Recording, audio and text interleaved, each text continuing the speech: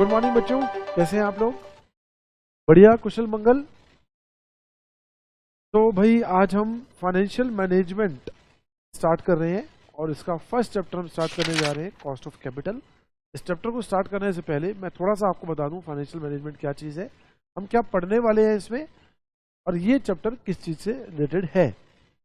देखिए सर क्या है, सबसे पहले तो आप ये समझिए, नाम से पता चल रहा है सब्जेक्ट के, फाइनेंशियल मैनेजमेंट। एक कंपनी के अंदर जितना भी फाइनेंस इन्वॉल्व है उसको मैनेज करना है सर, उसको मैनेज करना है। अब मैनेज करने के लिए तो आपको दो चीजें चाहिए कि फाइनेंस कहां कहां लगेगा, कितना लगेगा, किस टाइम पर लगेगा। कहां कहां लगेगा, कितना लगेगा, किस टाइम पर लगेगा। क्योंकि किस टाइम पे लगेगा क्यों इंपॉर्टेंट है, क्योंकि उसी टाइम पे अरेंजमेंट भी करना है उस फाइनेंस का।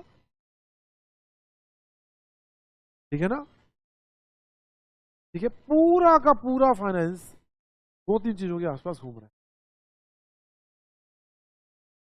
मेन जो फाइनेंशियल मैनेजमेंट के ऑब्जेक्टिव होते हैं हमारे, that is procurement of fund, fund कहां से आएंगे, और इन्वेस्टमेंट ऑफ फंड, कहां खर्च होंगे। दो ही बातें हैं सर। अब कहां से आएंगे में अब क्या आएगा, सुनो ध्यान से जरा। फंड कहां से आएंगे, लॉन्ग टर्म फंड की अगर बात करूं तो शेयर कैपिटल इशू करनी पड़ेगी, डिबेंचर इशू करने पड़ेंगे, प्रेफरेंस शेयर कैपिटल इशू करना पड़ेगा। यही सोर्सेज है सर। इतना तो बेसिक मुझे लगता है सबको आइडिया होगा। हाँ सर ये तो आइडिया है, लेकिन इनमें से कहां पर, इनमें से किससे पैसा उठाएं, डिबेंचर से उठाएं या इक्विटी शेयर कैपिटल से उठाएं या प्रेफरेंस शेयर से उठाएं। कहां से उठाएं सर, पैसा कहां से उठाएं,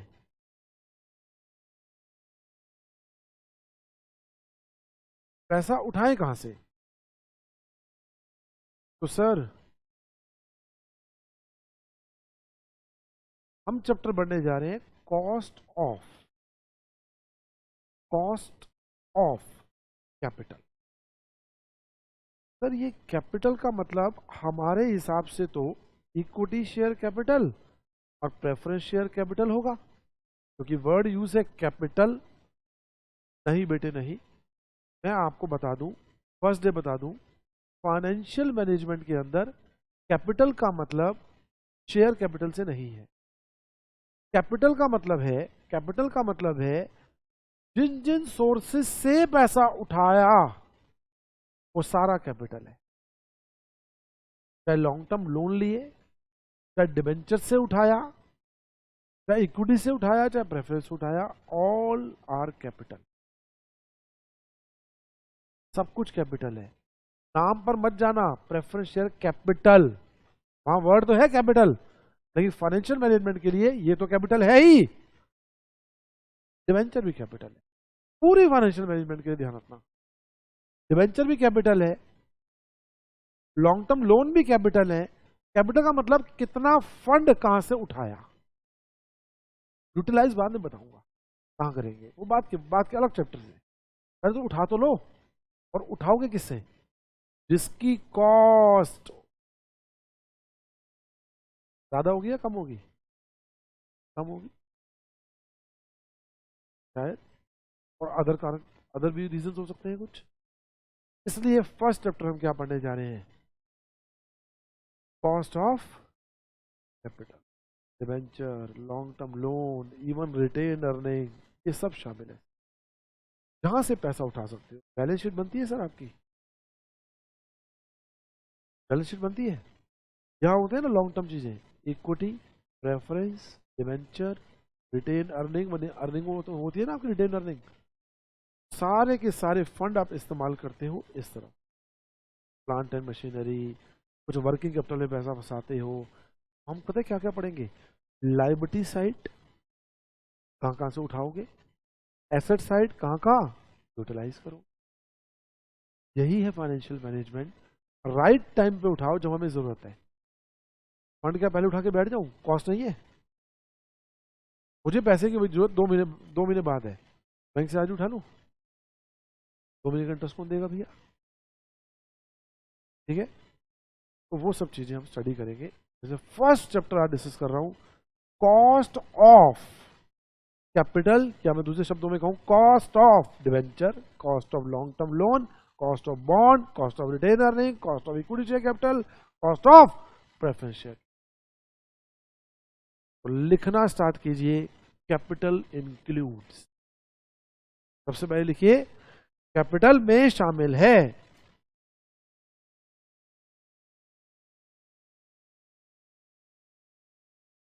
कैपिटल इंक्लूड, टेक्स्ट बताइए आपको इंक्लूड का मतलब। पूरी कंप्लीट लिस्ट तो बन ही नहीं सकती सर, क्योंकि अलग अलग बहुत सारे इंस्ट्रूमेंट है बेटे, आजकल फॉरेन इंस्ट्रूमेंट है, वहां से उठा सकते हो। तो लिस्ट तो एक ये एग्जॉस्टिव लिस्ट तो है ही नहीं, इंक्लूसिव लिस्ट है। मैंने इसलिए वर्ड यूज कर लिया कैपिटल इंक्लूड। क्या, पहले मैं लिखता हूं डिवेंचर, डिवेंचर से उठाओ, या लॉन्ग टर्म लोन, या बॉन्ड। सेकेंड, और कहां से उठाओगे साहब, प्रेफरेंस शेयर। इसी सीक्वेंस में टॉपिक कराऊंगा मैं, इसलिए इस सीक्वेंस में लिखवा रहा हूं।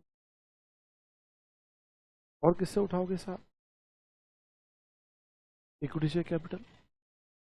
और किससे उठाओगे साहब, रिटेन अर्निंग।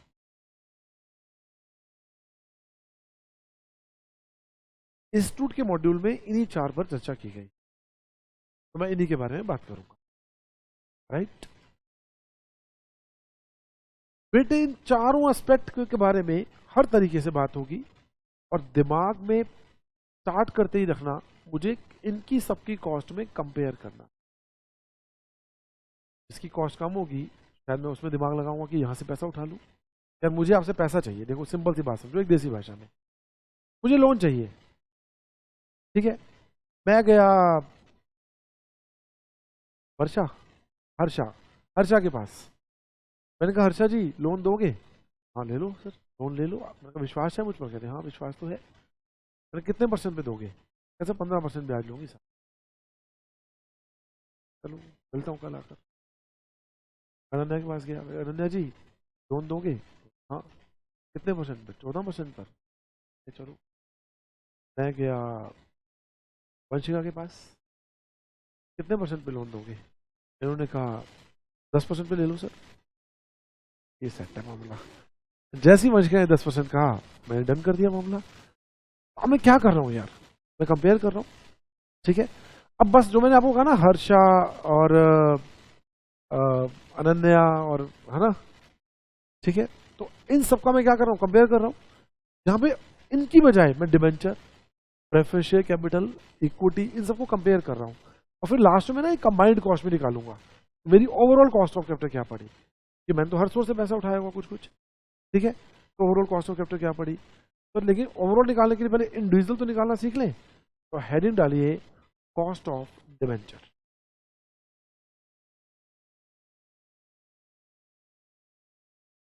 हेडिंग डालिए, सबसे पहले मैं क्या कंप्यूट करने वाला हूं कि मेरी कॉस्ट डिबेंचर से पैसा उठाने की कितनी आने वाली है, कॉस्ट ऑफ डिबेंचर। राइट, अब डिबेंचर होते हैं रिडीमेबल और रिडीमेबल डिबेंचर। मैं दो तरह के डिबेंचर की बात करूंगा, और एक इररिडीमेबल डिबेंचर, दो तरह के डिबेंचर की बात करूंगा। तो सबसे पहले मैं बात करूंगा इररिडीमेबल डिबेंचर की। तो हेडिंग डालिए कॉस्ट ऑफ इररिडीमेबल डिबेंचर, जो कि रिडीम नहीं होंगे, ठीक है।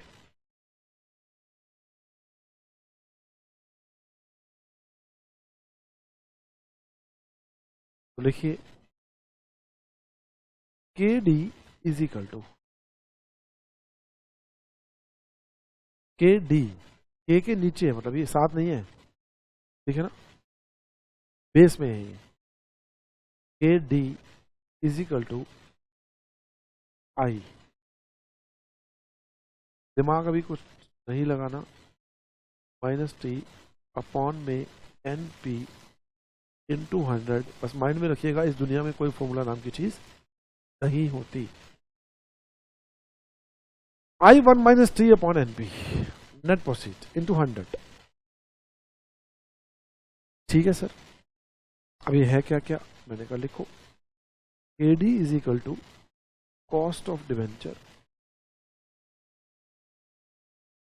P is equal to tax rate, NP is equal to net proceed,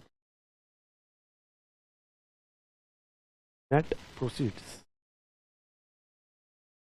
अभी कुछ समझ नहीं आ रहा होगा, अभी केवल लिखते रहिए नेट प्रोसीड्स।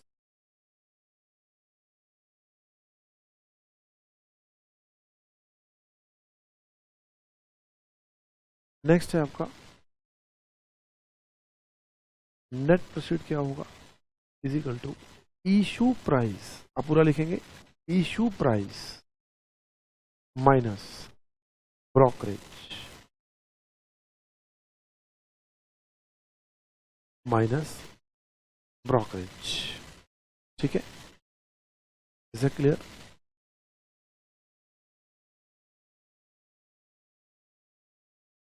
स्टार डालिए, स्टार डालिए। Brokerage shall be calculate on issue price, on issue price. आगे लिखिए, इशू प्राइस में बी एट पार और एट प्रीमियम और एट डिस्काउंट। तो इशू प्राइस है बेटे, वो प्रीमियम पे भी हो सकता है, पार पर भी हो सकता है और डिस्काउंट पर भी हो सकता है। एक और स्टार लगाइए, एक और स्टार लगाइए और लिखिए,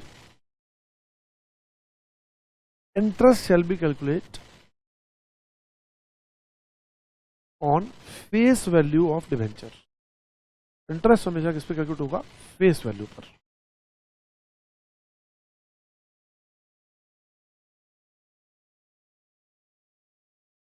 राइट, इंटरेस्ट हमेशा फेस वैल्यू पे कंप्यूट होगा। Is it clear?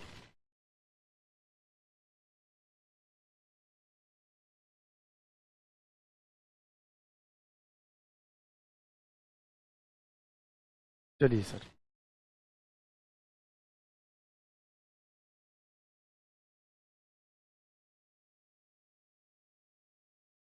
I think note कर लिया आपने।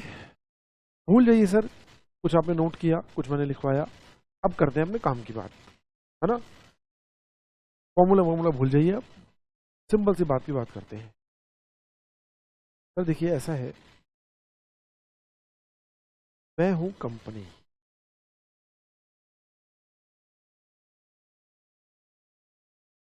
ठीक है, और मान लीजिए मैं मुंबई बेस हूं, मेरा हेड ऑफिस मुंबई में है। मेरे शेयर होल्डर्स जगह जगह है, कोई अमृतसर में बैठा है, कोई हरियाणा में बैठा है, तो कोई फिर पंजाब में है, कोई हरियाणा में है, कोई आसाम में है, कोई केरला में है। अब ये कंपनी इन तक कैसे पहुंचे, बड़ा मुश्किल है यार। इन्होंने क्या किया, एक ऐसे को व्यक्ति को पकड़ा जो पूरे इंडिया में फैला हुआ है, जैसे कि बैंक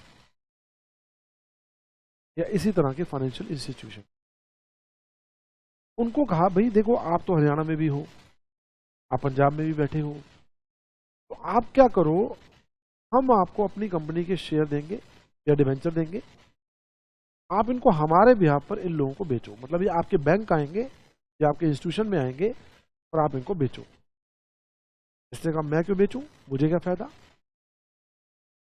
मुझे क्या फायदा, मैं क्यों सिरदर्दी मोल लूं आपके लिए।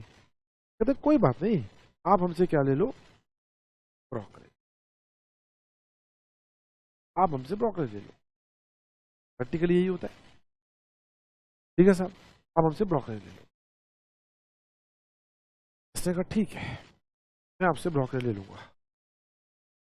तय हुआ कि जितना पैसा ये लोग कलेक्ट करेंगे इन लोगों से, और किसको पास करेंगे, कंपनी को, कंपनी उस पर 2% ब्रोकरेज देगी।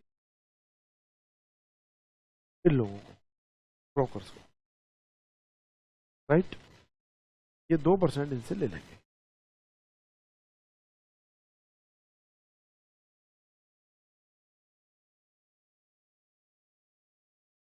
लेकिन यार ये जो दिमाग लगा रहा है,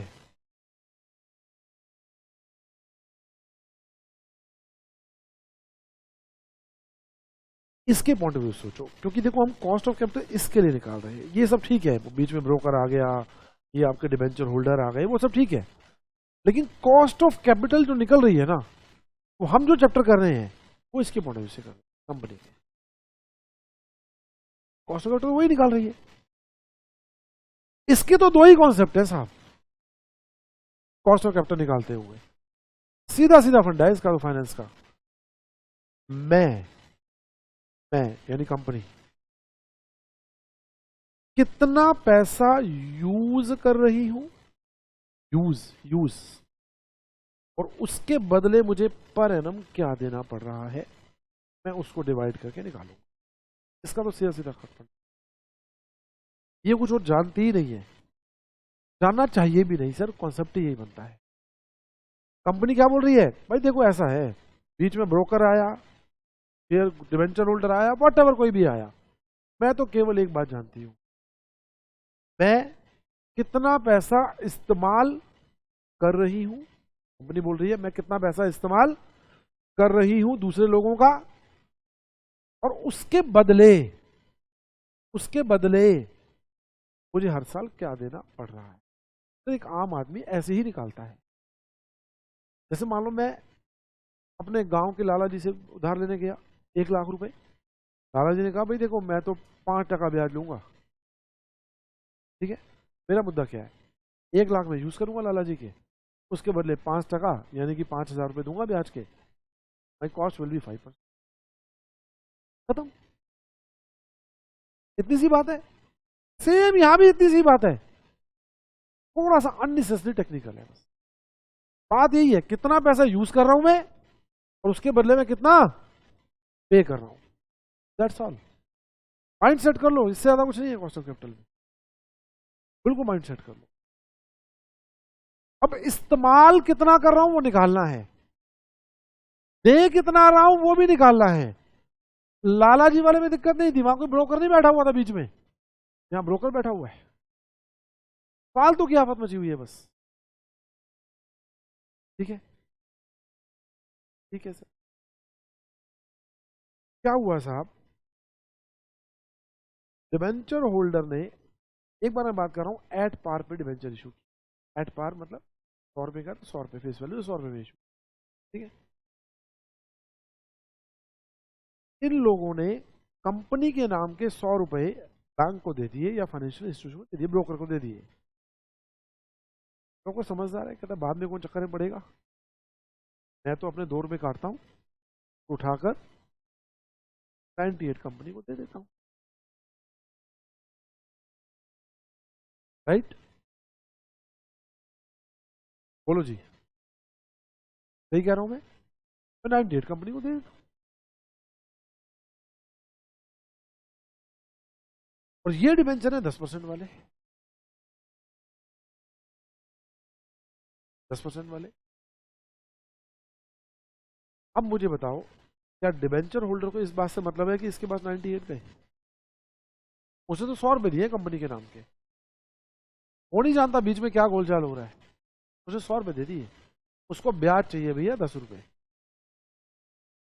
100 रुपए का 10%, उसे दुनियादारी से कोई लेना देना नहीं। ऐसे ही होता है, इतना समझ सकते हैं हम, ठीक है जी। कंपनी हर साल 10 रुपए देने को तैयार है, कंपनी हर साल 10 रुपए देने को तैयार है, लेकिन इशू आया वो इस्तेमाल कितने कर रही है, 100 रुपए। कंपनी के मॉडल सोचना है ना आपने, तो कॉस्ट तो उसी मॉडल से निकाल रहे हो। उसे 10 रुपए हर साल देने पड़ रहे हैं 98 रुपीज को इस्तेमाल करके। गरिमा ये आपने क्या मैसेज भेजा है सर, फर्स्ट पॉइंट रिपीट कर दो। गरिमा जी कौन सा पॉइंट बेटे,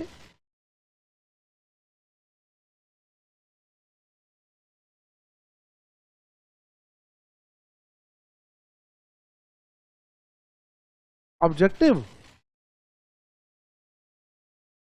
अभी जो मैं पढ़ा रहा हूं वो समझ में आ रहा है?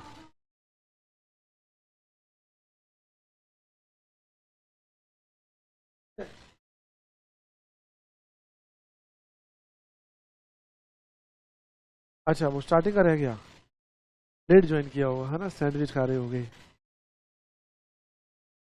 हाँ सर, चलो कोई बात नहीं, ठीक है, अभी तो लिखवा देंगे, बाद में लिख लेंगे उससे। मेन तो लिखने में फोकस मत करो, ये तो मोह माया है बेटे, लिखना लिखना सब सब मोह माया है बेटा, कुछ नहीं रखा लिखने लिखने में। ठीक है, अब ये नहीं कि लिखना छोड़ दो, ठीक है, ये समझो पहले तो। वो तो मैं आपको वो पीडीएफ भेज दूंगा, बच्चों से फोटो खींच के उनसे देख के लिख लेना, ठीक है बेटे? ठीक है सर, चलो जी। तो साहब कंपनी यूज कर रही है 98, उसके बदले दे रही है 10 रुपए सालाना। उसका नाम ब्याज है, डिविडेंड है, कोई भी नाम में क्या रखा है सर, मुंह माया है। 98 यूज कर रहे हैं, 10 रुपए उसके बदले दे रहे हैं, यही रियलिटी है। उसका नाम डिविडेंड है, उसका नाम इंटरेस्ट है, या उसका नाम कुछ और है, नामों में क्या रखा है सर? ठीक है, कंपनी की कॉस्ट क्या होगी बेटे? सर सिंपल सी बात, 100। इसमें क्या है, तो कोई बच्चा भी बता देता। सर हमें ऐसा लगता है कि हम पता नहीं बहुत छोटी क्लास में हैं, अब ऐसी ऐसी जब बातें करते हैं। हाँ बेटी, तो यही बातें आपको परेशान करती हैं, समस्या यहाँ पर है। तो 10/98 × 100। हाँ सर बिल्कुल ठीक। आओ बेटे थोड़ा और मसाला लगाते हैं, है ना? अच्छा, 10/98 क्यों किया? 10 रुपए मेरी कॉस्ट है और 98 मैं इस्तेमाल कर रहा हूं। इसी में मैं थोड़ा सा और अब मॉडिफिकेशन कर रहा हूं। कंपनी ने क्या किया, 100 रुपए का डिवेंचर 10% प्रीमियम पे इशू का डाला। धीरे धीरे आपको आनंद आने लगेगा। अब शेयर होल्डर देंगे, सॉरी डिवेंचर होल्डर देंगे 110 रुपए। Is that clear? ये अपना 2% काटेगा। भाई अब क्वेश्चन खड़ा हुआ, 110 का 2% काटेगा या 100 का? सर कितने बच्चे कहते हैं 100 का? सर देखिए, ये ब्रोकर कंपनी के लिए 110 रुपए इकट्ठा कर रहा है। सर इवन बिजली के बिल भी जमा होते हैं ना, वहां भी परसेंटेज होती है या फिक्स अमाउंट होता है। यहाँ तो फिक्स अमाउंट हो नहीं सकता ना, यहाँ तो परसेंटेज हो, जितना कलेक्ट करेंगे आपके लिए उतने परसेंट हम लेंगे। अगर मैंने किसी व्यक्ति के लिए 1 लाख कलेक्ट किया तो काउंट भी तो करूंगा ना 1 लाख बैठ के, फिर आगे दूंगा, टाइम तो उतना ही लगेगा ना मेरा। तो जितना कलेक्ट होता है ना, परसेंटेज उसी भी रखती है ब्रोकरेज की। 110 कलेक्ट किया तो 110 का 2%, ये ध्यान रखना। ये वाली गलती मत कर देना कि 100 पर लगा दो, सिंपल कलेक्शन पर, राइट? तो जी 110 पर ब्रोकरेज लगेगी, कितनी लगेगी? 2%। तो भाई 2 रुपए 20 पैसे तो साहब फाइनेंशियल इंस्टीट्यूशन ने रख लिए और इनके हाथ में दे दिए 107 रुपए 80 पैसे 110 में से। सर ये पार, प्रीमियम, सब मुंह माया है ना? कंपनी कितने रुपए इस्तेमाल कर रही है, केवल ये बताओ। छोड़ दो ना पार प्रीमियम, 107 रुपए 80 पैसे, 107.8, ठीक है। और कंपनी को कितना ब्याज देना पड़ रहा है? अब बात आती है ब्याज किस पे लगेगा, 110 पर। अब यहाँ फंस जाते हैं अरे यार, वो ब्रोकरेज 110 पर, ब्याज 100 पर, क्या हो रहा है यार, ये मतलब हो क्या रहा है? ब्याज किस पर? 110 पर, ब्याज 100 पर। सर ब्याज कभी भी मार्केट वैल्यू पे नहीं लगता सर, इस पर मार्केट वैल्यू भी लगता तो मैं 100 रुपए का लेता और अपने भाई को 2 लाख का भेज देता, ब्याज दो 2 लाख पर। कंपनी को क्या करना है सर? Is that clear? ब्याज फेस वैल्यू पे लगता है, मैंने ऊपर स्टार जाके लिखवा भी दिया। ब्रोकरेज कलेक्शन पर लगती है, इशू प्राइस पर लगती है, इशू प्राइस 110, ठीक है। इसका मतलब सर कंपनी को 10 रुपए देने पड़ेंगे 107 रुपए 80 पैसे इस्तेमाल करने के बदले, तो my cost will B this. बताओ जी, एनी डाउट? नहीं सर, हमें तो कोई समस्या नहीं आ रही इसमें। चलो मैं कहता हूँ डिस्काउंट पे इशू किया डिबेंचर। अब तो फटाफट कर लेता हूँ जल्दी जल्दी। 90, इनकी कलेक्शन 90, ब्रोकरेज 1 रुपये 80 पैसे, आगे पास किया 88.2, कॉस्ट विल बी 10/88.2, ब्याज हमेशा फेस वैल्यू पर, ब्रोकरेज हमेशा इशू प्राइस। सिंपल, ठीक है। फॉर्मूले की मैं बातें नहीं कर रहा सर, अभी भूल जाओ फॉर्मूला, ठीक है। अब एक मैं थोड़ी अजीब बात बताने वाला हूं, जिसे थोड़ा सा हजम कीजिएगा ध्यान से। बड़ा सिंपल सा कॉन्सेप्ट है सर, डिटेल बैकग्राउंड बताऊंगा, आराम से पढ़ेंगे, कोई जल्दी नहीं है, लेकिन समझ में आनी चाहिए वो बात, राइट। चलिए सर बताइए आप। मैंने कहा सुनो जरा बात ध्यान से।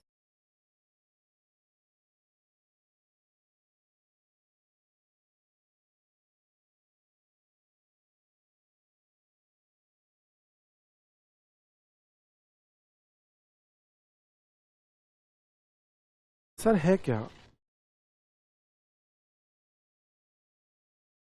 ये हमारी है कंपनी, ये एक और कंपनी XYZ ABC। ध्यान से बेटे थोड़ा फोकस करना पड़ेगा इस पॉइंट पर। ये XYZ है, ये ABC है। XYZ ने पैसा उठाया डिवेंचर से 10 लाख रुपए, ठीक है, 10% ब्याज पर। भूल जाओ अभी ब्रोकर में, फोकस किसी और पॉइंट पे, आप बाकी चीजें भूल जाओ सारी। इसने पैसा उठाया इक्विटी शेयर से 10 लाख रुपए, ठीक है। इसका प्रॉफिट एंड लॉस देखते हैं। इसका ग्रॉस प्रॉफिट आया मान लीजिए 5 लाख, बाकी सारी कॉस्ट भूल जाओ, मैं केवल इंटरेस्ट की बात करता हूं, बाकी मुद्दे हमारा नहीं है। 1 लाख रुपए खर्चा, बाकी वो खर्चा है ही नहीं, एक बार वैसे ही दूंगा, ठीक है। 30% है, भारत सरकार लेती है प्रॉफिट पर टैक्स, 30%। प्लीज बिल्कुल ध्यान से फोकस करना, 30% इनकम टैक्स भारत सरकार लेती है। इसका प्रॉफिट एंड लॉस देखते हैं। जीपी इसका भी 1 लाख है, इसने 10 लाख रुपए शेयर होल्डर से उठाए थे, इक्विटी से, इसने डिबेंचर से। तो साहब इनका तो कोई इंटरेस्ट है नहीं, है ना। इनकम टैक्स की बात करो अब बेटे, इनकम टैक्स की, ये कितना इनकम टैक्स देगा। इसका प्रॉफिट 4 लाख का 1,20,000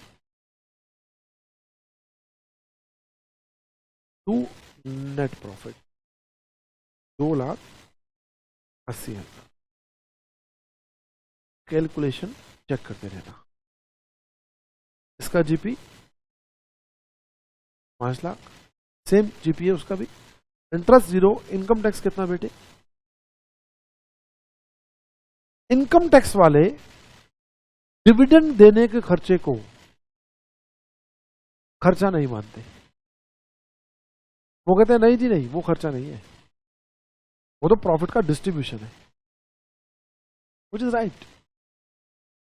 ब्याज देना एक खर्चा है, बिजनेस करने के लिए पैसा उधार लिया, ब्याज देना एक खर्चा मानते हैं हम, यानी कि अगर हम टैक्स लेंगे तो हम ये वाले 1 लाख तो माइनस कर देंगे, लेकिन अगर हमने शेयर होल्डर को डिविडेंड दिया तो वो वाला 1 लाख माइनस टैक्स कंप्यूट करते हुए नहीं करेंगे। ये इनकम टैक्स लॉ कहता है, जो मैं पीजीबीपी चैप्टर में पढ़ाऊंगा, बिजनेस चैप्टर में, बिजनेस का मैटर है ये तो, सैलरी तो हो नहीं सकता ये मैटर, पीजी में पढ़ाऊंगा ये size. Is that clear. Income tax किस पे लगेगा साहब। सर सिंपल सी बात है, 5 लाख का 30% 1.5 लाख, है ना। नेट प्रॉफिट कितना दोस्त, 350, यहां पर कितना 280, ठीक है। अब जब मैंने इस बैलेंस शीट को देखा एक फाइनेंशियल मैनेजर की तरह, मैंने कहा ये चक्कर क्या है, बात समझ में नहीं आ रही मेरे, क्या चक्कर है ये, तो क्या समझ नहीं आ रहा इसमें आपको, मुझे क्या समझ नहीं आ रहा, बात समझो। मैं ये सोच रहा था कि ब्याज कितना है, 1 लाख, 1 लाख खर्चा है, प्रॉफिट में डिफरेंस भी 1 लाख आना चाहिए था,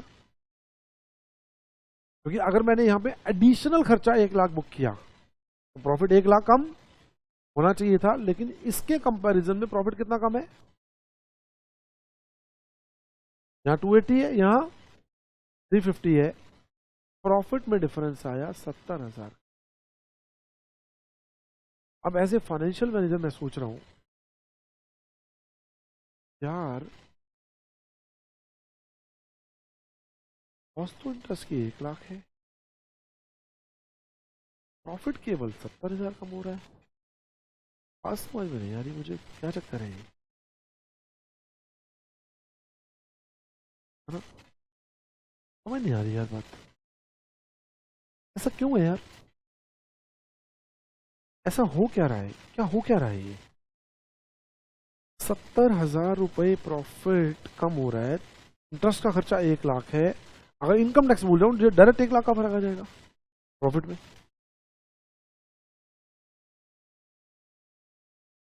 इसका मतलब इस ब्याज को देने के कारण इनकम टैक्स कम निकल के आ रहा है, हाँ है ना, ठीक है। अच्छा मैं कहता हूं इसमें 1 लाख डिविडेंड दे दिया, लो मैं ऐसे कर लेता हूं, नेट प्रॉफिट डिविडेंड देने के बाद कितना, 2.5 लाख यहां पर, और यहां पर कितना, 280, तो ये तो बड़ा कॉस्टली हो गया मेरे लिए। अब सिचुएशन सेम हो गई ना बिल्कुल, इनको इंटरेस्ट दे दिया भाई, अगर मैं डिबेंचर होल्डर को लेफ्ट में देखूं अपने, तो मैंने अपने लेफ्ट में इंटरेस्ट दे दिया और राइट वालों को मैंने डिविडेंड दे दिया। अगर मैंने दे दिया तो अगर दोनों लास्ट में बचने वाले अमाउंट सेम आते तो मैं कहता भाई दोनों में से किसी से उठा लो, क्या फर्क पड़ता है, यहां बच रहा है 2.5, यहां बच रहा है 280, क्यों, क्योंकि दोनों केस में 1 लाख दे रहा हूं दोनों, क्योंकि बेटे ये वाला 1 लाख देने के कारण मेरा टैक्स बच गया 1 लाख का 30%, उतने पर टैक्स कम कैलकुलेट हुआ, क्या बात समझ में आती है, बोलो बेटे, 1 लाख पर टैक्स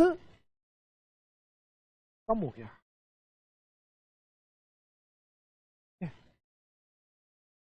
सर इसका मतलब मुझे डिबेंचर से पैसा उठाना चाहिए या शेयर होल्डर से, क्योंकि शेयर होल्डर से उठाऊंगा लास्ट में 2.5 लाख बचेंगे मेरे पास, 1 लाख उनको डिविडेंड दूंगा तो इनको इंटरेस्ट देने के बाद 280 बचेंगे, मैं तो कहूंगा यार मैं तो प्रेफरेंस शेयर कैपिटल से क्यों उठाऊं, डिबेंचर से उठाऊंगा यार, प्रैक्टिकल बात है, गवर्नमेंट की लॉ तो मुझे देखनी पड़ेगी ना, उसका बेनिफिट लेना पड़ेगा। अब इस चीज को कंपैरिजन में कैसे दिखाया जाए,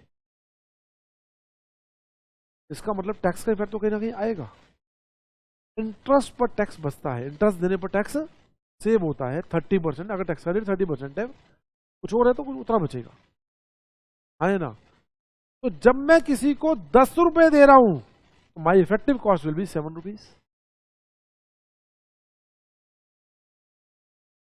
सर ये तो आपने ना मतलब ये वाली बात कर दी कि इंटर में आके ना घुमाना है आपने, बस नहीं करना, और गलत बात है सर, देखो 12th में हम अच्छा भला पढ़ते थे, 5 लाख का 12%, 60,000 रुपए आ गए, दिए, काम खत्म, अरे क्या बच रहा है यार, क्या कर रहे हो, 2 मिनट बजा रहे हो, सब बात को समझने की कोशिश करो। 12th में ना आप इंटरेस्ट कैलकुलेट किया करते थे, यहां मुझे 2 सोर्स के बीच में कॉस्ट कंपेयर करनी है, जिसमें एक में टैक्स बच रहा है दूसरे में नहीं बच रहा, कंपेयर करना है। मैंने ये नहीं कहा कि मैं इंटरेस्ट का खर्चा वहां 1 लाख नहीं डालूंगा, वहां भी 1 लाख डालूंगा और वहां भी 1 लाख डालूंगा फाइनेंशियल के अंदर तो, लेकिन वहां जब 1 लाख डालूंगा फाइनेंशियल में आपको फर्क नजर आएगा ही नहीं।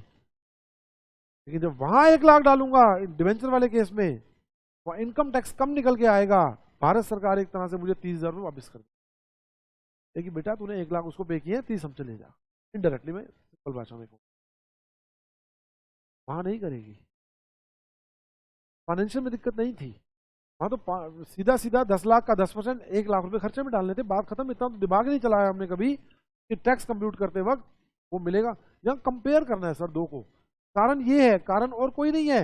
मैं भी 10% निकालता आंसर अगर मुझे स्ट्रेट फॉरवर्ड पूछा जाता कॉस्ट क्या है, लेकिन मुझसे पूछा जाएगा दोनों की कॉस्ट को कंपेयर करो, सर मुझे देखना पड़ेगा कि इसमें तो टैक्स का बेनिफिट है और इसमें टैक्स का बेनिफिट नहीं है, देखना पड़ेगा, राइट? Is that clear?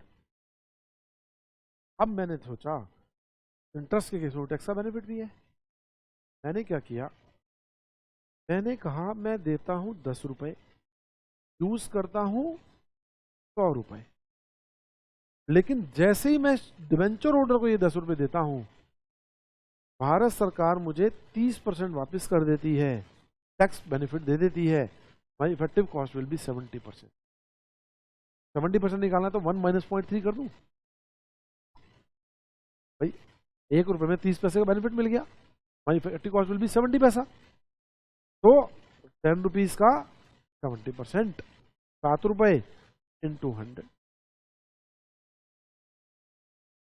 बस ये वाला पॉइंट और समझना था कि 1 माइनस टी लेस करना है, 1 माइनस टैक्स लेस करना है, क्योंकि टैक्स का बेनिफिट तो मिलेगा, मिलेगा सर, राइट? माइंड सेट हो गया? कोई डाउट है बेटे? लाइव बच्चे जल्दी से बताओ, एनी डाउट?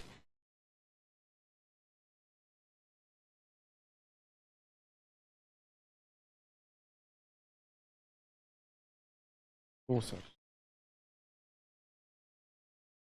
ठीक है जी, आगे बढ़ते हैं। तो मैंने क्या किया, इन सबको एक फॉर्मूले की शेप में कन्वर्ट कर, और मैंने कहा बेटा देखो आई 1 माइनस टैक्स का rate divide by net proceed, यानी 100 माइनस 2 अगर ब्रोकरेज है 90, कि इसका वास्तविक मीनिंग कुछ भी नहीं है, मैं कितना इस्तेमाल कर रहा हूं और मुझे नेट क्या कॉस्ट पड़ रही है वो मैं कंप्यूट कर रहा हूं। और क्योंकि मुझे 2 सोर्स को कंपेयर करना है और एक में टैक्स का बेनिफिट मिल रहा है एक में नहीं मिल रहा, तो मुझे वो पॉइंट भी कंसीडर करना पड़ेगा। बात समझ में आ गई जी? बोलिए। हाँ सर ठीक है यार, आ तो गई, आ तो गई, लेकिन फिर भी सब मन पता है क्या कहता है, यार 12th में तो 5 लाख का 12% किया करते थे, है ना? वो आता है यार माइंड में, अच्छा भला चल रहा था, ये क्या क्रिएटिव लगा दी सर, आई 1 माइनस टी अपॉन में एन पी। लेकिन सर आप बड़े हो गए हो, अब आप फाइनेंशियल मैनेजर की तरह सोचना है, ना कि अकाउंटेंट की तरह। अकाउंटेंट की तरह महेश सर बोलेंगे सोचने के लिए, मैं तो एज ए फाइनेंशियल मैनेजर। अब यही तो दिक्कत है हमारी, कभी हम टैक्स इनकम टैक्स कंसल्टेंट बन जाते हैं, कभी हम जीएसटी कंसल्टेंट बन जाते हैं, अगले 1 घंटे बाद फाइनेंशियल मैनेजर बनना पड़ता है, उसके 1 घंटे बाद हमें कंपनी लोगों को देखना पड़ता है, उसके बाद ऑडिट मैनेजर बनना पड़ता है, उसके बाद पता नहीं आईटी भी देखना पड़ेगा, कंप्यूटर कैसे काम करता है। ये बड़ी दिक्कत है सर, एक्चुअली बड़ी दिक्कत है। ठीक है, तो चलिए यहाँ तक क्लियर। सर आप तो एक सब्जेक्ट पढ़ के आ जाते हो, हमें तो 6-6 भाषा पढ़ रहे हैं। ठीक है, चलिए फॉर्मूला याद हो गया, आसान है, मुश्किल तो नहीं है यहाँ तक।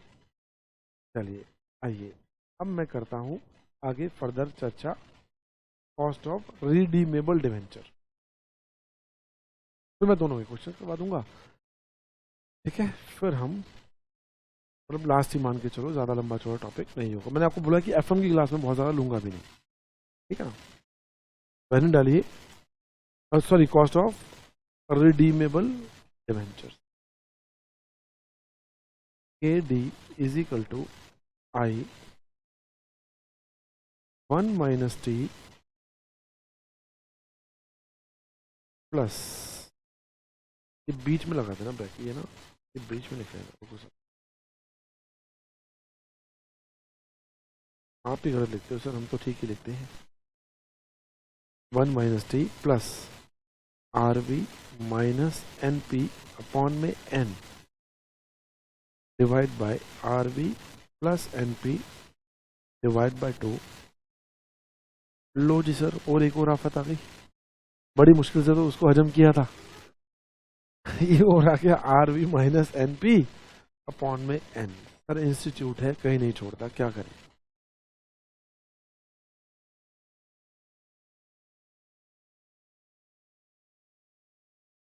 मेरे पास एक मैसेज आया था सर, एक दुख भरे सीए का, और हर 7 is chocolate day, 8 is rose day, जो जो भी होते हैं, propose day, for me 7 is TDS return, 10th को GSTR1, 20 को 3B रिटर्न्स आती है ना, ये बेसिकली GST के अंदर और TDS के अंदर। सारा बड़ी दुखी आत्मा से किसी ने बनाया था वो, ठीक है। हाँ, और सर आपके लिए 7 को FM, 8 को टैक्स, 9 को कॉस्टिंग, है ना। चलिए, I1 minus T plus RV minus NP upon N RV plus NP divide by 2 into 100। Sir बड़ी मुश्किल से तो एक बात समझ में आई थी, अब ये क्या पता, तो सुनिए ध्यान से, पंगा क्या है। देखो बेटे, क्या समस्या है, ये है कंपनी और ये है, मैं अब ब्रोकरेज की बात नहीं करूंगा, वो तो हो गई, नेट प्रोसीड मतलब ब्रोकरेज माइनस करने के बाद। ये है हमारे डिवेंचर होल्डर साहब। कंपनी ने वादा किया कि मैं लूंगा तुमसे 100 रुपए, 10 साल बाद, 10 साल बाद तुम्हें वापस करूंगा 110 रुपए, प्लस हर साल ब्याज तो दूंगा ही 10%, यानी कि 10 रुपए। ऐसे ही होता है सर, यही मतलब होता है, मतलब तो पता है ना, रिडीम हो जाएंगे डिवेंचर, 10 साल बाद रिडीम करने हैं। पहले तो रिडीम ही नहीं होते थे, बात ही खत्म, देना वेना क्या है, फिर देना ही नहीं है कभी, वो तो पैसा देना ही नहीं है किसी को, एक बार आ गया तो चलता रहेगा फॉरएवर। रिडीम तो होने नहीं, मार्केट में बिकते रहेंगे वो डिवेंचर, पैसा चाहिए मार्केट में दे दो। अब कंपनी के मॉडल सोचो, कंपनी कहती है साहब 10 साल बाद हम इस डिवेंचर को रिडीम करेंगे, हमें केवल 10 साल के लिए फंड की जरूरत है, तो रिडीम डिवेंचर इशू कर दिया उसने, 100 रुपए लेंगे 110 देंगे 10 साल बाद। डिवेंचर होल्डर बड़ा खुश हुआ, तो बहुत अच्छी बात है, 10 रुपये मुझे फायदा हो जाएगा 10 साल बाद। कहते 10% हर साल ब्याज मिलेगा, कहते हैं हाँ वो तो हर साल मिलेगा ही मिलेगा, ठीक है। अब कंपनी के मॉडल सोचते हैं यार, कंपनी तो कॉस्ट दो तरीके से निकालती है, मैं कितना फंड यूज करती हूं और उसके बदले मुझे कितना देना पड़ता है हर साल। दो ही बात है, कितना यूज करती हूं और कितना उसके बदले देना पड़ता है हर साल, दो ही बातें हैं कंपनी की। तो देना पड़ता है वो मैं ऊपर लिखूंगी न्यूमरेटर में, और डिनोमिनेटर में क्या लूंगी, तो यूज करती हूँ, बस इतनी सी बात है कंपनी के लिए, यही कॉन्सेप्ट है। दोनों बातें अलग अलग करनी पड़ेगी हमें। कंपनी कहती है देखो भैया हमने अब हर साल देना कितना है, पहले तो हम उसकी बात कर लेते। कहते हैं साहब 10 रुपए तो ब्याज देंगे, ठीक है, टैक्स बचेगा वो छोड़ दो, 1 माइनस टी की बात नहीं कर रहा, वो छोड़ दो फिलहाल थोड़ी देर के लिए। 10 रुपए तो कहते हैं हर साल मैं ब्याज का दूंगी, हर साल ही मेरी कॉस्ट है, प्लस कहते हैं साहब 100 के बदले 110 देने पड़ेंगे 10 साल बाद, तो कॉस्ट तो मेरी वो भी है। तो बताओ बेटे, अगर 10 साल बाद 10 रुपए एक्स्ट्रा देने हैं कंपनी ने, तो हर साल में अगर डिवाइड करूं इस चीज को, तो हर साल कितनी कॉस्ट बैठेगी। कंपनी 10 रुपए तो डायरेक्ट दे रही है ब्याज के, प्लस 10 साल बाद 10 रुपए एडिशन में दे रही है। यार कॉस्ट तो कंपनी के पॉइंट से वो भी है ना, उसके तो पैसा, यार देखो पैसा है, आप उसको प्रीमियम नाम दे दो, आप उसको ब्याज नाम दे दो, मैंने फिर बोला सब मोह माया है। अल्टीमेट क्या है, 10 साल बाद 10 रुपए देने, लास्ट रिजल्ट तो वही है, अल्टीमेट तो मेरी कॉस्ट ही है वो भी। कितने साल की कॉस्ट है, 1 साल की थोड़ी है वो यूज करने की, वो तो 10 साल की कॉस्ट है। 10 साल की कॉस्ट है तो 1 साल की कितनी हुई, 1 रुपया, राइट बच्चों। 1 रुपया कैसे निकाला आपने, अरे यार आपको कुछ नहीं आता। 110 देने हैं, 100 लिए थे, 10 रुपए एक्स्ट्रा देने हैं, 10 साल से भाग कर दो सर, आपको तो एक एक बात समझानी पड़ती है बच्चों की। ये ऐसे निकाला ना,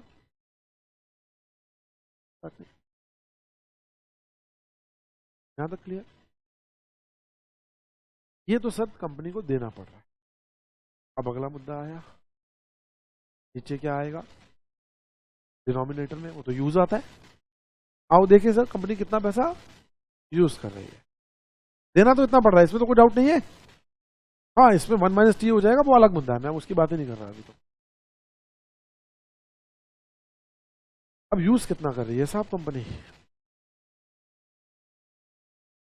कंपनी भी बड़ी दिमाग लगाती है सर। कंपनी कह रही है यार मैंने लिए 100 रुपए, तो आज मैं कितने यूज कर रही हूं, 100 रुपए। बड़े ध्यान से चलो बैलेंस शीट में आपको दिखाता हूँ। कंपनी ने कहा डिबेंचर कितने के हो गए, कंपनी कहती है 10 रुपए मैंने ब्याज बुक किया खर्चे में और साथ साथ उनको दे भी दिया, तो लायबिलिटी में तो नहीं खड़ा होगा। बुक किया खर्चा और साथ साथ उनको पैसे दे दिए, खत्म। कंपनी कहती है अब यार ये खर्चा तो मेरा 1 रुपया ये भी है हर साल का, तो बुक तो मैं ये भी करूंगी, लेकिन क्या मैं इसे दूंगी आज ही, 1 साल बाद दूंगी। 1 रुपया खर्चा तो हो गया प्रीमियम का, लेकिन क्या वो आज देना है, वो 10 साल बाद इकट्ठा देंगे ना। लेकिन 1 रुपया बुक हो गया, यानी मेरी लायबिलिटी तो खड़ी हो गई। उस पॉइंट ऑफ से देखो अगले साल आप कितना पैसा इस्तेमाल कर रहे हो उन लोगों का, 101 या 100 रुपए तो डिबेंचर के हमने लिए, 1 रुपया ड्यू हो गया, देना है, एक्यूट हो गया एक तरह से उनका, लेकिन देंगे 10 साल बाद। एक तरह से 101 रुपए देने, अगर बैलेंस शीट के मॉडल से सोचो तो लायबिलिटी तो बुक करोगे आप अगले साल 102, अगले साल 103 यूज कर रहे हो उनका, अगले साल कितना यूज कर रहे हो 104 यूज कर रहे हो उनका, क्योंकि अल्टीमेट तो यार देखो किसी का पैसा देना है तो यूज ही तो कर रहे हो आप। अगले साल 105, 106, 107, 108, 109, 110। अब मैंने बच्चे से पूछा भैया तूने तो बोल दिया कभी 100, कभी 101, कभी 102, कभी 103, अब ये भी बता दो मैं नीचे क्या लूं, 100 लूं, 110 लूं। किसी समझदार ने कहा हम तो पूरे 10 साल की एक एवरेज कॉस्ट निकाल रहे हैं ना, 105 ले लो। पहले साल 100 यूज कर रहे हो, लास्ट में 110 यूज कर रहे हो, बीच में 101 यूज कर रहे हो तो 109 भी कर रहे हो, 102 3 कर रहे हो, 102 कर रहे हो तो 108 भी कर रहे हो, 103 कर रहे हो 107 भी कर रहे हो, तो ऑन एन एवरेज कितने यूज कर रहे हो 105। देखा नीचे यूज में कितने ले लो 105। समझ में आई बात, 105 ले लो सर। फिर मैं बोल रहा हूँ रटना नहीं है, पहले तो ये समझ, कॉन्सेप्ट सिर्फ एक ही है, हर साल कितना देना पड़ रहा है और कितना यूज कर रहे हो, बस कॉन्सेप्ट इतना है केवल। एवरेज यूज कर रहा हूं 105, हर साल कितना देना पड़ रहा है 10 रुपए ब्याज प्लस 1 रुपया, और वो 1 रुपया देना बाद में है, इसलिए तो 101, 102 कर रहा हूं। कोई डाउट है तो सर बता दीजिए अभी, क्योंकि मैं यहां पर 105 लिखने वाला हूं और वो लिखने वाला हूं ऐसे।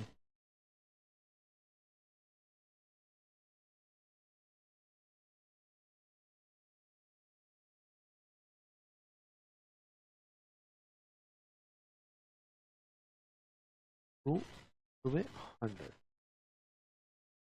ऐसे लिखने वाला हूं, ठीक है। और इसमें 1 - T भी करने वाला हूं। तो जब मैं इसके फॉर्मूले में कन्वर्ट करता हूँ तो पहले आता है इंटरेस्ट 10 रुपये, उसमें क्या बचेगा टैक्स प्लस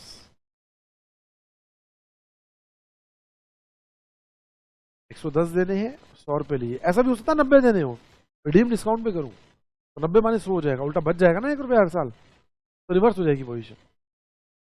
एवरेज कितने यूज करूंगा बेटे, आरबी प्लस एनपी कोई भी भले ले लो, क्या फर्क पड़ता है। 2 मतलब यार मैं आधा फॉर्मूला लिख रहा हूँ, आई 1 माइनस टी प्लस ये क्या है आरवी एनपी रिडीमेबल वैल्यू। अच्छा मैं लिखवा देता हूँ, रिडीमेबल वैल्यू 110 रुपये है ना, माइनस नेट प्रोसीड, देख लो रिडीमेबल वैल्यू, आरवी मतलब रिडीमेबल वैल्यू, एन मतलब नंबर ऑफ ईयर, एन मतलब number of year divide by N यानी 10 साल में, divide by RV plus N divide by 2 into 100। Any doubt? ठीक है। एक समझदार बच्चे ने क्वेश्चन, सर ये क्या पढ़ा दिया आपने, मैंने कहा क्या हुआ, तो सर एक दिक्कत है, बताओ। कि सर आपने कहा न्यूमरेटर में आएगा 10 रुपए प्लस हर साल का 1 रुपया,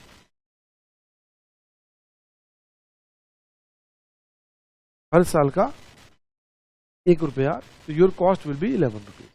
आपने यही पढ़ाया। सर आपने यहां पर 1 माइनस 0.3 कर दिया, यहां पर क्यों नहीं किया? क्या इस 1 रुपए पर सरकार टैक्स का बेनिफिट नहीं देती? ये भी तो खर्चा है। गवर्नमेंट कहती है भाई 10 रुपए ब्याज दो, खर्चे में डाल दो, उस पर टैक्स बच गया। तो क्या 1 रुपया खर्चे में नहीं डालूंगा मैं? दिया नहीं है, खर्चा है या नहीं? क्या इनकम टैक्स वाले उस खर्चे को अलाउड करते हैं? मुद्दा तो ये है केवल 1 रुपया। अगर वो अलाउड करते हैं इस खर्चे को तो मुझे 1 माइनस टी करना चाहिए, यहाँ पर भी इस 1 रुपये में भी 1 माइनस टी लगाना चाहिए, और अगर वो अलाउड तो नहीं लगाना चाहिए। हाँ या ना? सिंपल सी बात है। इनकम टैक्स वाले कहते हैं भैया इनकम टैक्स कंप्यूट करते हुए 1 रुपया घटा देना, तो बेनिफिट मिल गया मुझे टैक्स का। और वो कहते हैं ना ना ना, ये 1 रुपया नहीं घटाना, ये खर्चा थोड़ी है तुम्हारा, फिर बेनिफिट नहीं मिला। नहीं मिला तो 1 माइनस टी नहीं होना चाहिए, मिल गया तो 1 माइनस टी वहां भी होना चाहिए। प्रैक्टिकल क्या सिचुएशन है, सब प्रैक्टिकल बेनिफिट मिलता है या 1 माइनस 0.3 होना चाहिए, होना चाहिए। इंस्टीट्यूट ने नहीं करा। अब मैं आपको मशाल लेके आगे नहीं भेज सकता कि आप जाओ और वहां लिख कर आओ कि नहीं भैया यहाँ बेनिफिट मिलता है और हम करके मानेंगे। आईसीडब्ल्यू वाले करते हैं, स्टडी में ठीक है, गड़बड़ यहां पर है। इंस्टीट्यूट के एक आध क्वेश्चन भी कर रखा है, लेकिन सब में नहीं कर रखा। आप क्या लेके चलोगे? Best point of view, majority question लेके चलोगे। आप क्या करोगे? बेनिफिट नहीं लोगे, नहीं लोगे। जो आज तक क्वेश्चन आया है उसके सजेस्टेड में नहीं है, नहीं लोगे। लेकिन प्रैक्टिकल बताऊंगा, अगर लोगे तो इंस्टीट्यूट को गलत नहीं करना चाहिए, कर सकता नहीं है, लेकिन मैं क्यों आपको मशाल लेके आगे भेजूं? आप जाओ और वहां क्रांति करो जाकर, भैया अपने नंबर लो और चलते बनो। नहीं करता भैया, हम भी नहीं करेंगे, जैसे प्रभु की इच्छा। क्या लागे मेरा, है ना, सब कुछ तेरा क्या लागे मेरा, है ना? क्या समस्या है? साहब हम 1 माइनस 0.3 नहीं करें। मैं गलत पढ़ा रहा हूँ सर, मैं गलत पढ़ा रहा हूँ। ठीक है, जो मुझे सर ने हुक्म किया है, महाराज ने हुक्म किया है, हम तो वही आगे फॉरवर्ड कर। Is that clear? Practical life में सर मैं यहाँ भी 1 माइनस 0.3 करूंगा, क्योंकि सुप्रीम कोर्ट का ऑलरेडी इस पर केस डिसाइडेड है, बेनिफिट मिलेगा। ठीक है, 1993 में केस आया था, उसके बाद बेनिफिट मिलना स्टार्ट हो गया था। उससे पहले तो कोर्ट का केस चल रहा था कि ये डिडक्टेबल एक्सपेंडिचर है या नहीं है। बस सर अब तो इसके अलावा मेरे पास कुछ कहने को है नहीं। अब तो फॉर्मूले हैं, लगाए जाओ, क्वेश्चन किए जाओ, इसका मतलब मुझे कोई भी क्वेश्चन सॉल्व करना है तो बस मुझे क्या चाहिए, मुझे चाहिए अगर रिडीम हो रहा है मुझे कितनी चीजें चाहिए, आई, आरवी, एनपी, एन, पट्टी, 5 चीजें मिल जाए बस मेरा काम कर, है ना, यही तो है। और एनपी क्या होगा, issue price minus brokerage. Brokerage हमेशा इशू प्राइस पर निकलेगी, 110 पर निकलेगी, 90 पर निकलेगी या 100 पर निकलेगी। आई, इंटरेस्ट हमेशा फेस वैल्यू पर निकलेगा। बस ये 5 चीजें चाहिए। आइए ये 5 चीजें भरते हैं हर क्वेश्चन में, कोशिश करते हैं। मैथमेटिक्स फॉर्मूला तो लग ही जाएगा सर, कोई समस्या उसमें है नहीं। ठीक है, आइए एक छोटी सी बात और बता दूं लास्ट। कई बार बच्चे बोल देते हैं कि सर आपने ऐसा कर दिया, उसने वैसा नहीं किया। देखो सर, मुझे एक बात बताओ, मैंने आपसे 1 लाख रुपए उधार लिए, ब्याज का रेट है 10%, कितने रुपए लोगे मुझसे, भूल जाओ टैक्स वैक्स सब चीजें, 10,000 रुपये लोगे। और मैं जब अपनी कॉस्ट निकालूंगा तो मैं क्या करूंगा, 10,000 बटे 1 लाख, आंसर कितना आएगा, 10%। ठीक है, मैं आपसे अब ऐसे पैसे नहीं ले रहा, मैं कहता हूं मुझे 100 रुपए करके 1,000 नोट दे दो, है ना। अब एक नोट की कॉस्ट बताओ कितनी, तो आप कहोगे सर 100 रुपए के बदले आप हमें 10 रुपए दोगे, कॉस्ट अल्टीमेट क्या, 10%। चाहे मैं एक डिबेंचर को लेके कॉस्ट निकालूं, चाहे मैं 10 लाख रुपए की डिबेंचर की कॉस्ट निकालूं, चाहे मैं 10 करोड़ की निकालूं, परसेंट में तो वही आना है यार। ये तो समझ में आ गई बात, परसेंट में तो वही आएगा यार, क्या फर्क पड़ता है। इन्होंने जो मैंने सॉल्यूशन दी है, यहाँ पर सॉल्यूशन है, वो टोटल डिबेंचर को लेके मैं एक डिबेंचर को बड़ी करवा दूंगा, दोनों क्लियर हो जाएंगे। राइट, आइए एक कंपनी ने इशू किए, पता नहीं कितनी जीरो है, जितने भी इशू किए, अपने को तो एक डिबेंचर से मतलब 16% डिबेंचर 100 रुपए का है। कंपनी 35% टैक्स ब्रैकेट में है, आज क्वेश्चन आएगा तो 30 आएगा, ये पुराना क्वेश्चन था, आज तो 16% ब्याज कौन दे, 35% टैक्स ब्रैकेट में है। You are required to calculate the cost of debt after tax. कल को अगर बोलते बिफोर टैक्स तो 1 मत लगाना, तब वो कह रहे हैं अच्छा है बिफोर टैक्स बता दो, बिफोर टैक्स बता दो, हमें क्या समस्या है। If debenture are issued at par, silent है तो आफ्टर टैक्स ही बतानी है। पार पे इशू किया 10% डिस्काउंट पे और प्रीमियम पे, ब्रोकरेज है नहीं साहब, काम खत्म। सबसे पहले इंटरेस्ट कितना, सर 16 रुपए, तो 100 पे निकलेगा। बोलो बोलो मोहन प्यारे, कितने पर, 100 पर, चाहे पार था चाहे वो डिस्काउंट था चाहे किसी पर था, 16 रुपए। रिडीमेबल है नहीं तो बात, इसको हटा देता हूँ, डिबेंचर रिडीमेबल नहीं है, एन की भी जरूरत नहीं है, क्या बचा मेरे पास, कुछ भी नहीं। एनपी नेट प्रोसीड कितना, साहब पार पे इशू किए, ब्रोकरेज है नहीं, पूरा बोलो 100 रुपए। अगला 10% डिस्काउंट पर कितना लिख दूं, तीनों क्वेश्चन एक साथ हो जाएंगे ना। अगले में कितना लिख दूं, 110, और टैक्स कितना 35, खत्म, क्या समस्या, हाँ या ना, बोलो, समझ में आ गई बात। चलो आई 1 माइनस टी अपॉन एन, 100 रुपये पे लगा देना, 90 पे लगा देना, इन्होंने टोटल पे लगा रखा है, क्यों मेहनत करें बाप, 9 लाख 10 लाख के चक्कर में क्यों पड़े, है ना। आगे कहता है if brokerage paid at 2%, what will be the cost of debenture if issued at par. ये वाला केस बोल रहा है, कहता है अगर इसमें ब्रोकरेज होती, इस वाले केस में कितनी 98, मैं कह रहा हूं इसमें भी होती 88.2, इसमें भी होती 107.8, ये क्वेश्चन बन जाता है ना। तो इसका मतलब बाकी चीजें तो ज्यादा नॉर्मली चेंज होंगी नहीं, यही चेंज होता रहता है, वो उल्टा सीधा बोलता रहता है पार पे करो, इस पे करो, उस पे करो, क्योंकि देखो ये तो फेस वैल्यू पे ही होगा, चेंज होगा नहीं, टैक्स रेट चेंज होगा नहीं, रिडीमिंग वैल्यू भी नॉर्मली एक ही देगा अगर 2-3 क्वेश्चन इस तरह की देना चाहता है। जहां सा क्या बोला करेगा ये, भाई पार पे इशू किया तो नेट प्रोसीड चेंज होगा। बोलो जी, दे दिया जाए होमवर्क, कर लोगे? Right. Question number 2, a company issue rupees 10 lakh 12% debenture of rupees 100. The debenture are redeemable after the expiry of fixed period of 7 years. Sir मुझे तो बस ये चाहिए बस I और NP RV N टैक्स, 5 चीजें बता दो सर, फॉर्मूला तो अपने आप लगाना है आपको, है ना? बताओ जी। आई कितना, 100 का 12 रुपए। एनपी ब्रोकरेज है, ब्रोकरेज तो नहीं है, तो एनपी कितना, 100। रिडीमिंग वैल्यू कुछ लिखा हुआ है कितने में रिडीम करेंगे? नहीं सर, हाँ नहीं लिखा हुआ, तो हम मानेंगे at par.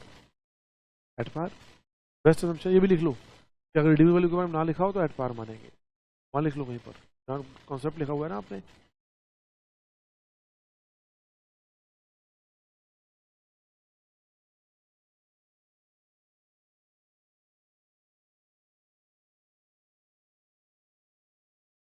Redeeming value 100, N 7, tax 0.35। अब नेट प्रोसीड की बात करो, कभी कहता है पार, कभी कहता है प्रीमियम। आर भी वही रहेगा, ध्यान रखना, ये नहीं कि प्रीमियम प्रीमियम से लिंक कर दो आप उठाकर। रिडीमिंग वैल्यू अगर साइलेंट है तो एट पार मानो, चाहे इशू प्राइस किसी भी हो। ठीक है, फॉर्मूला लगा के दिखा दूं? हाँ सर दिखा दूं। 12 रुपए interest 1 minus 0.35 plus RV 100 minus 100 upon में 7,